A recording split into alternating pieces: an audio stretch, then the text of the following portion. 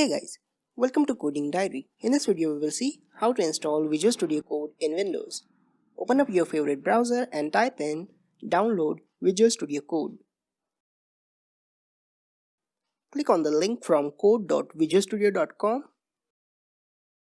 It is available for Windows, Linux and Mac. I'll go ahead and install User Installer 64-bit as my system is based on 64-bit architecture. You can download as per yours. Save the file if you are on Firefox. If in case your download hasn't started, click on this direct download link. As you can see, the file has been downloaded.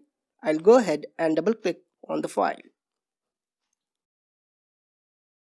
Accept the license agreement and hit on next. This is the path where Vscode will lie. Click on next. Next.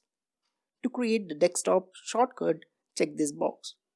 To open files directly from the File Explorer into the Vscode, check these two boxes. Hit on Next.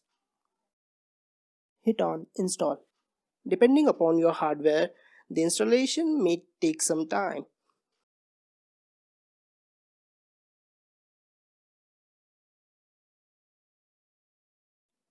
Hit on Finish.